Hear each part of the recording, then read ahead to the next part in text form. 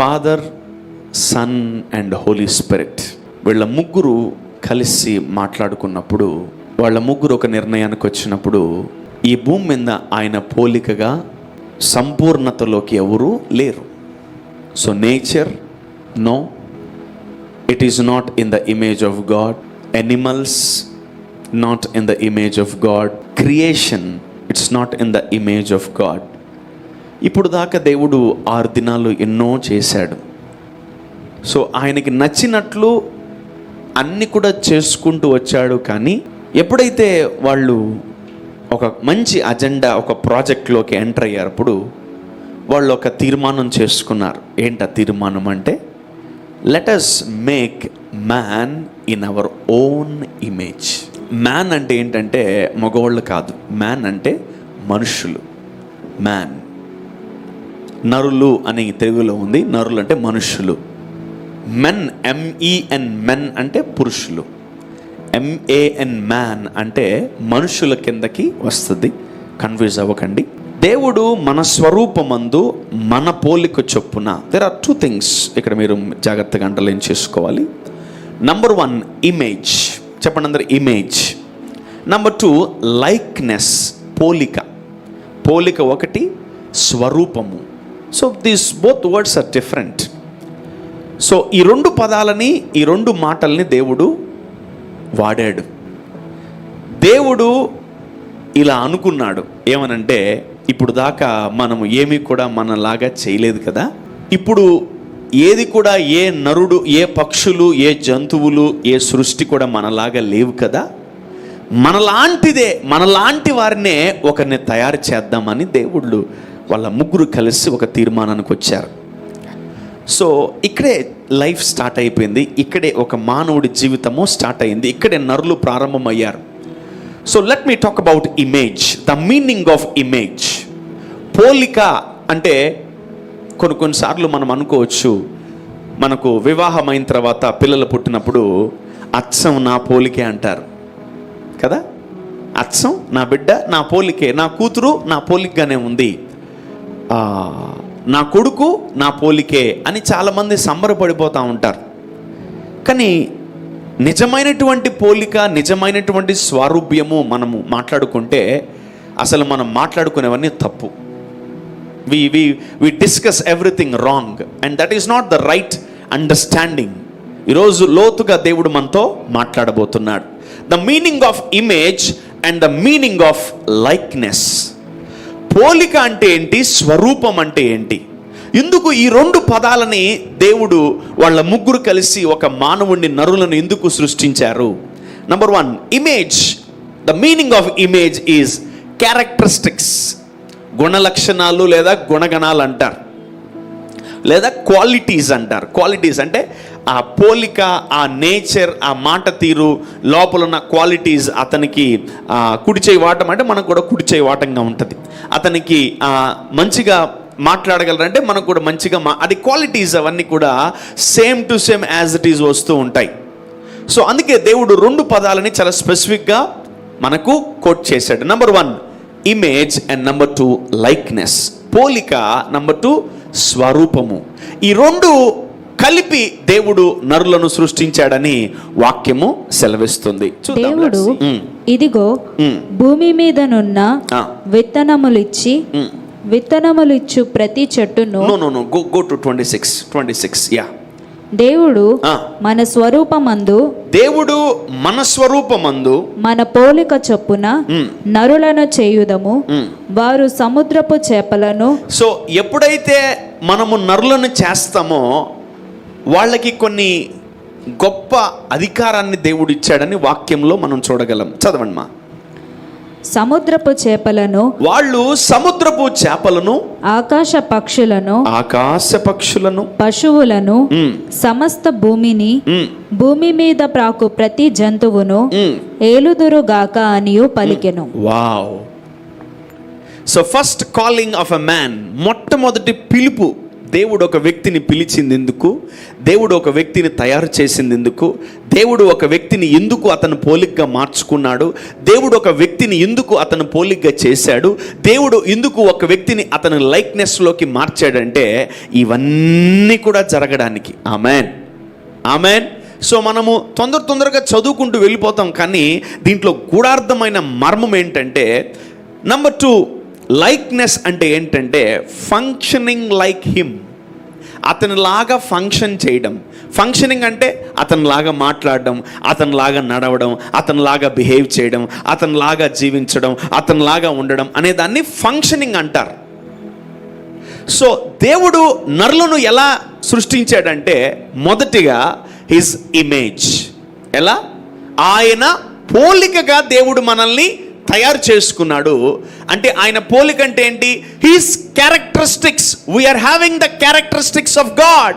మనకు దేవుని యొక్క గుణలక్షణాలు ఉన్నాయి. Sometimes we behave like God, sometimes we talk like God, sometimes, not every time, sometimes only. మనము దైవత్వములో ఉన్నామని గుర్తొచ్చినప్పుడే మనము దేవుడిలాగా మాట్లాడతాం. దస్ సేస్ ద లార్డ్ అంటాం. ప్రభువుకు యెహోవా వాక్కు సెలవిస్తున్నదేమనగా అని అప్పుడు మాట్లాడతాం. అప్పుడు దాకా ఎన్ని కష్టాలు వచ్చినా, ఎన్ని బాధలు వచ్చినా నార్మల్గానే ఒక విశ్వాసిగా, ఒక మానవుడిగానే మనము మాట్లాడుతుంటాం. We need to know that we are having the characteristics of God. And number 2, the meaning of likeness. స్వరూపం అంటే ఏం తెలుసా? We are functioning like God. దేవుడిలాగా ఫంక్షన్ చేస్తున్నాం. సో దేవుడు అక్కడ చూసినప్పుడు మొదటి అధ్యాయంలో ఆ చీకటి జలముల మీద అల్లాడుచుందంట. వెంటనే దేవుడు ఆ చీకటిని చూసి ఏమన్నాడు తెలుసా? వెలుగు కన్నును గాక అన్న పలికాడంట. He spoke, let there be light. ఈ రెండు విషయాలు మన జీవితంలో చాలా జాగ్రత్తగా గమనించాలి. Number 1, image, and number 2, likeness. So are we having this image, are we having this likeness? ఒకటి ఉంటే సరిపోదు, రెండు ఉండాలి. ఒక చేత్తో ఇమేజ్ అండ్ ఇంకో చేత్తో లైక్నెస్ మనం క్యారీ చేయాలి. We need to carry the characteristics of God and we need to function like God. మనం దేవుడిలాగా ఫంక్షన్ చేయాలని వాక్యము మనకు రూల్ పాస్ చేసింది. ఎప్పుడైతే నువ్వు దేవుడి యొక్క ఇమేజ్లోకి వెళ్ళిపోతావో, దేవుడి యొక్క స్వారూప్యములోకి వెళ్ళిపోతావో, నీ జీవితంలో జరిగే విధానాలు ఏం తెలుసా? చూద్దాం ఏం జరుగుతుందో చూద్దాం. వారు సముద్రపు చేపలను, look at the authority God is giving on what? Fish. వారు సముద్రపు చేపలను, ఆకాశ పక్షులను. మీరు మైండ్ లో పెట్టుకోండి. మీరు చూస్తున్నారు కాబట్టి మైండ్ లో మీ మైండ్ లో ఏముండాలా? చేపలు ఉండాలి. ఓకే. నెంబర్ 2, ఆకాశ పక్షులను, పశువులను, సమస్త భూమిని, భూమి మీద ప్రాకు ప్రతి జంతువును ఏలుదురు గాక అనియు. దేన్ని వేలాలంట మనం? వేటిని వేలాలంట? సముద్రపు చేపలు, ఆకాశ పక్షులు, భూమి మీద ప్రాకు ప్రతి జంతువును, పశువులను మనము రూల్ చేయాలంట. Wow, what is this? మీరు గమనించినట్లయితే చాలామంది ఇక్కడ చదువుకున్నారు. గుడ్, మంచిదే. మీరు గమనిస్తే 10th క్లాస్లో కానీ ఎక్కడో మొత్తానికి మనకు ఉంటుంది, ప్రతి కంట్రీకి ఒక నేషనల్ యానిమల్, ఒక నేషనల్ బర్డ్. ఎందుకున్నాయి? Why we are having a national bird and why we are having a national animal? మనకే కాదు, ప్రతి కంట్రీకి ఉన్నాయి. దట్ మీన్స్ ఈ కొంచెం లోతైన వాటిని నేను ఒకవేళ గమనిస్తే, మనం లోతుగా మాట్లాడుకుంటే ఈ జంతువులే దేశాలని పరిపాలిస్తున్నాయి. ఈరోజు దేవుడు మనకి ఎంత లోతైనటువంటి మర్మాన్ని మనకిచ్చాడంటే చాలా జాగ్రత్తగా గమనించాలి. మళ్ళీ చదవండి. ఈ దేని మీద దేవుడు మనకు అధికారం ఇచ్చాడు చూద్దాం. వారు సముద్రపు చేపలను, నంబర్ 1 సముద్రపు చేపలు, ఆకాశ పక్షులను. ఇంకోటి గుర్తుపెట్టుకోండి, చేపను కూడా పూజించే వాళ్ళు నాకు తెలుసా? Yes, even people worship fish. చెప్పండి ఎవరు? నినివే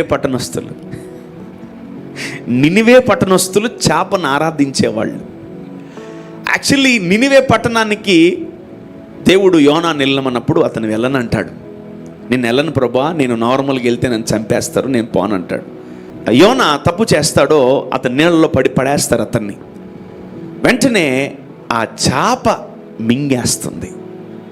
చేప ఎక్కడుంది? సముద్రములో పాకుతుంది. ఇక్కడ ఏమనుంది? ఫస్ట్ దేవుడిచ్చిన అధికారం ఏంటి? సముద్రములో పారెడి చేపలు. సముద్రములో ఉండే చేపలు కూడా మనకు మాటంటాయి. ఆమేన్. సో ఎప్పుడైతే ఆ చేప అతన్ని మింగి ఎక్కడ పడేసింది అతన్ని? మీకు తెలుసా? యోనా ఎక్కడికి వెళ్ళాలో అక్కడే పడేసింది. యోనా ఎక్కడ ఉండాలో అక్కడే పడేసింది. సో నేరుగా ఈ చేప నినివే పట్టణము దగ్గర పడేసింది. ఇప్పుడు గమనించండి, ఆ ప్రజలందరూ ఎందుకు యోనా మాట విన్నారు తెలుసా? ఇతను మా దేవుడైన చేప కడుపులో నుంచే వచ్చాడంటే ఇతను ఎంత గొప్పోడో అని అందరూ కూడా యోనా మాట విన్నారు. సముద్రపు చేపలను, ఆకాశ పక్షులను, పశువులను. ఎవరిని చూసారా పక్షులను ఆరాధించే వాళ్ళని? ఎస్, పక్షులను కూడా ఆరాధిస్తారు. People worship birds. నెక్స్ట్, భూమి మీద ప్రాకు ప్రతి జంతువును ఏలుదురుగాక అని వారి మీద పలికెను. My God. ఇప్పుడు చూడండి, దేవుడు ఒక్కొక్క రాష్ట్రాన్ని, ఒక్కొక్క దేశాన్ని, ఒక్కొక్క జంతువుని, ఒక్కొక్క చేపని, ఒక్కొక్క పక్షిని ఏలమని దేవుడు మనకు అధికారం ఇచ్చాడు. ఎవరు వీటిని ఏలగలరు? ఎవరు వీటిని రూల్ చేయగలరు? ఏమైంది అసలు? ఒక వ్యక్తికి ఎందుకు దేవుడు ఇంత ప్రాముఖ్యత ఇస్తున్నాడంటే, we are in the image of God. Amen.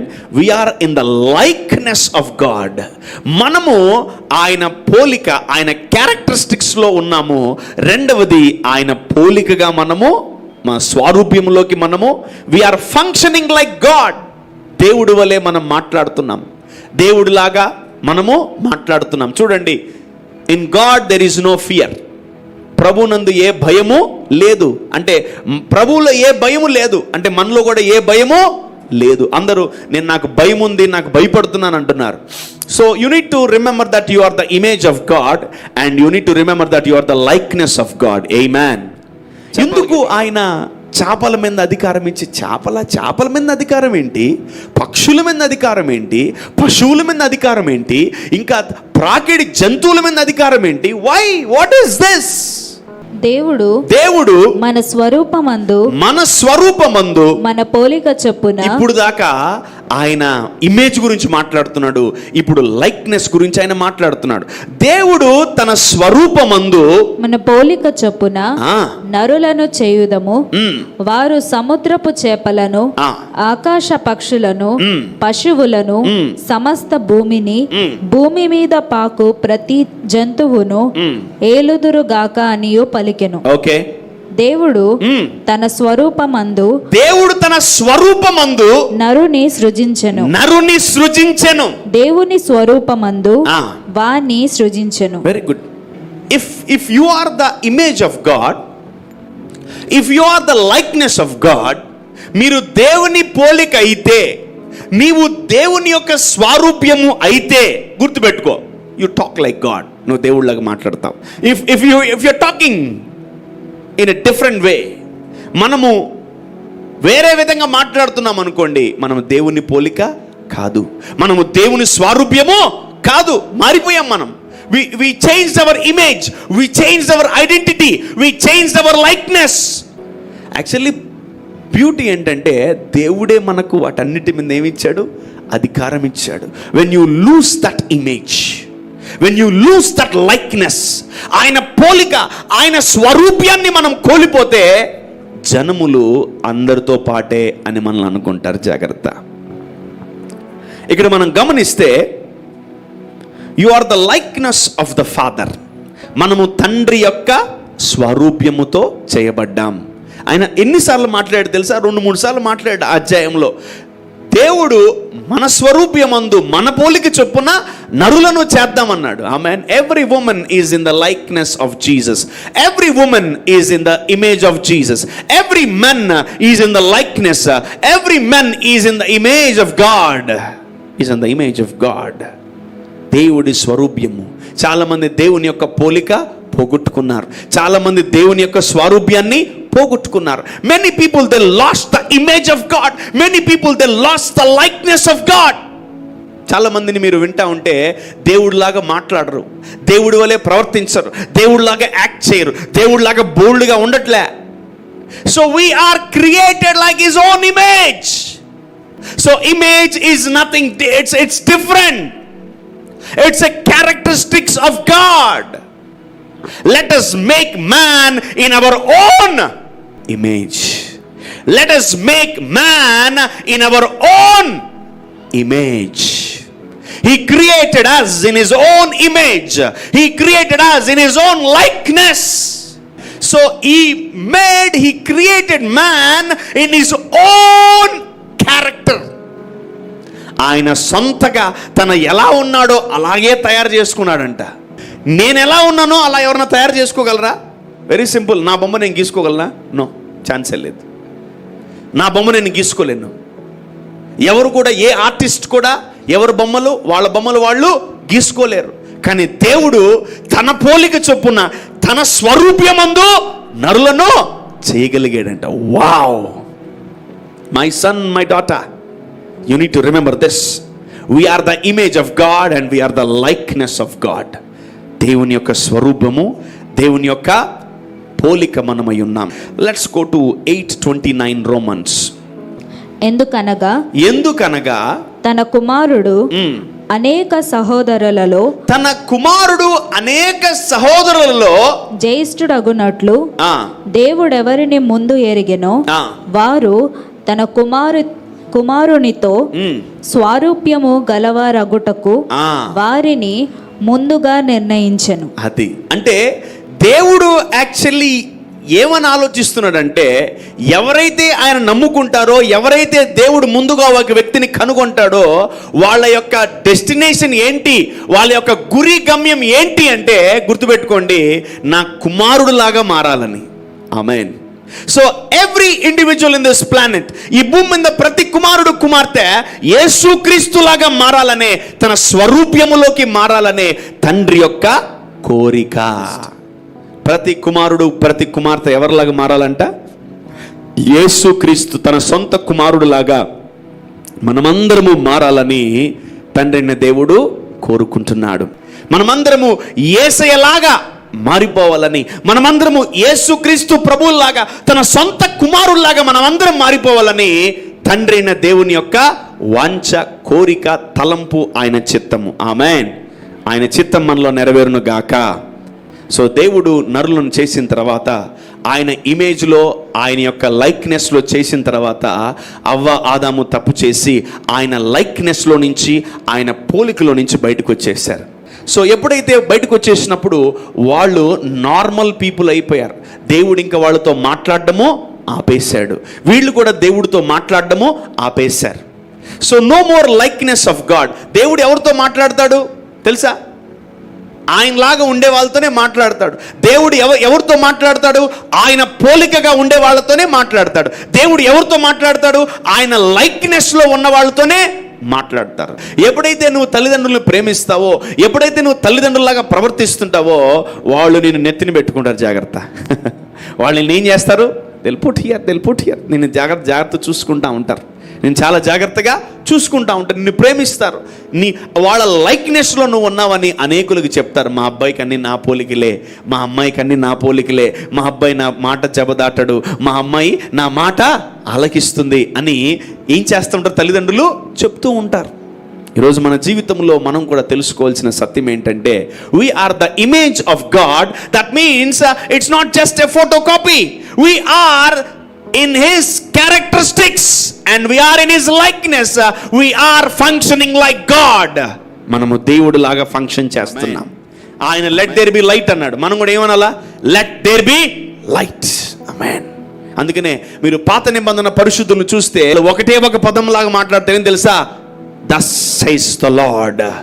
ఎహెచ్కేల్ కానీ, ఇర్మియా కానీ, యెషయా కానీ వీళ్ళందరూ ఇలానే మాట్లాడుతూ ఉంటారు. ఎలా? ప్రభువు యెహోవా వాక్కు సెలవిస్తున్నదేమనగా అంటారు. Because they are in the likeness of God, they are in the image of God, they are functioning like God.